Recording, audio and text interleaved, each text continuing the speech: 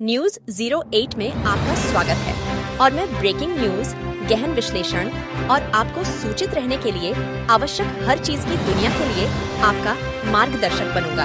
4001 विधायकों की संपत्ति 54,000 करोड़ रुपए, पूर्वोत्तर के 3 राज्यों के बजट से भी ज्यादा। नई दिल्ली 1 अगस्त 4001 मौजूदा विधायकों की कुल संपत्ति 54,545 करोड़ रुपए है, जो 3 राज्यों नागालैंड, मिजोरम और सिक्किम के 2023 से 24 के संयुक्त वार्षिक बजट कुल 49,103 करोड़ रुपए से अधिक है, एक रिपोर्ट में कहा गया है। मंगलवार association for democratic reforms (ADR) और नेशनल इलेक्शन द्वारा जारी एक रिपोर्ट के मुताबिक देश भर के 4001 विधायकों की कुल संपत्ति 54,545 करोड़ रुपए है। इसमें कहा गया है कि देश भर में 4001 विधायकों की संपत्ति 3 राज्यों नागालैंड, मिजोरम और सिक्किम के 2023 से 24 के संयुक्त वार्षिक बजट कुल 49,103 करोड़ रुपए से अधिक है। इसमें इस बात पर प्रकाश डाला गया कि नागालैंड का वार्षिक बजट 2023 से 24 23,086 करोड़ रुपए, मिजोरम का 14,210 करोड़ रुपए और सिक्किम का 11,807 करोड़ रुपए है। यह रिपोर्ट देश भर के राज्य विधानसभाओं और केंद्र शासित प्रदेशों में मौजूदा विधायकों के स्वशपथ पत्रों का विश्लेषण करने के बाद जारी की गई थी। यह डेटा विधायकों द्वारा पिछला चुनाव लड़ने से पहले दायर किए गए हलफनामों से निकाला गया है। इसमें कहा गया है कि 28 राज्य विधानसभाओं और 2 केंद्र शासित प्रदेशों के 4,033 में से कुल 4001 विधायकों का विश्लेषण किया गया है। इस रिपोर्ट में 84 राजनीतिक दलों के 4001 मौजूदा विधायकों और निर्दलीय विधायकों को शामिल किया गया है।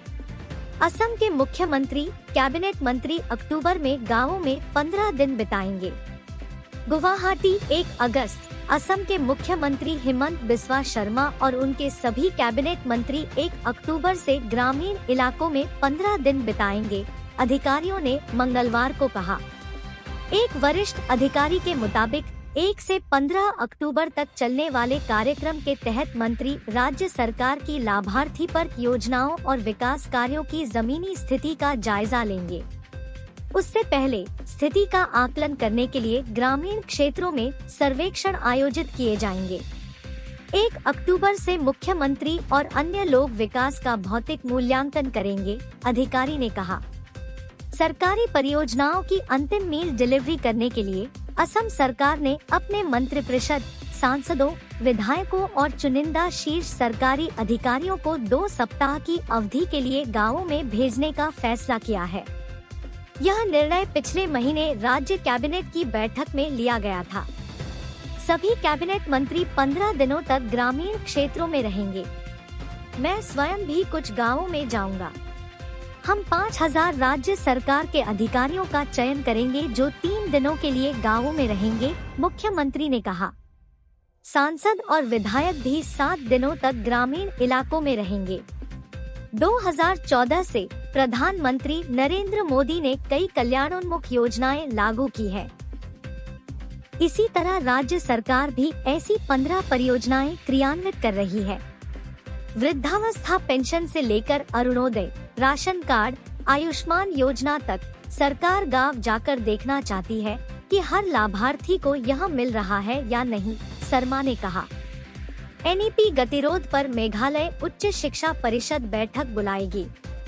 शिलांग 1 अगस्त मेघालय में राज्य उच्च शिक्षा परिषद राष्ट्रीय शिक्षा नीति NEP के कार्यान्वयन पर गतिरोध का समाधान खोजने के लिए NEHU के कुलपति और अन्य संस्थानों के साथ एक बैठक बुलाएगी। शिक्षा मंत्री रत्तम एस संगमा ने यह बात तब कही जब HYC और NAHUSU ने इस शैक्षणिक वर्ष में राष्ट्रीय शिक्षा नीति लागू करने के NEHU के फैसले पर अपनी चिंता व्यक्त करने के लिए मंत्री से मुलाकात की। शिक्षा मंत्री ने कहा कि अगर राज्य नई नीति लागू नहीं करता है तो राज्य वंचित रह जाएगा, क्योंकि देश भर के अन्य विश्वविद्यालय पहले ही नई शिक्षा नीति लागू कर चुके हैं। यह जानकारी देते हुए कि राज्य उच्च शिक्षा परिषद की बैठक 10 या 11 अगस्त को होगी, मंत्री ने कहा कि यदि राज्य में एनईपी लागू नहीं किया गया तो यूजी छात्रों को अन्य की तरह राज्य के बाहर के संस्थानों में प्रवेश पाने के लिए 1 साल और इंतजार करना होगा। विश्वविद्यालय पहले से ही एनईपी लागू कर रहे हैं और नीति के तहत यूजी पाठ्यक्रम 4 साल का होगा। HYC की चिंताओं को वैध बताते हुए मंत्री ने बताया कि HYC ने इस बात पर चिंता जताई कि NHU NEP को हाइब्रिड मोड पर कैसे लागू करेगा, जो एक वैध चिंता है। इससे पहले HYC के अध्यक्ष रॉबर्टजन खारजाहरन ने अफसोस जताया था कि इस नीति को लेकर बहुत भ्रम है, क्योंकि संस्थान का एक वर्ग इस नीति के साथ आगे बढ़ने की योजना बना रहा है, जबकि अन्य का कहना है कि वे तैयार नहीं हैं। यह भ्रम मामूली नहीं है। लोग चिंतित हैं कि क्या हम अच्छी तरह से सुसज्जित हैं या नहीं और पर्याप्त मानव संसाधन है या नहीं। सबसे महत्वपूर्ण बात यह है कि क्या NEHU अकादमिक परिषद की मंजूरी के बिना कोई निर्णय ले सकता है, खारजाहरन ने कहा।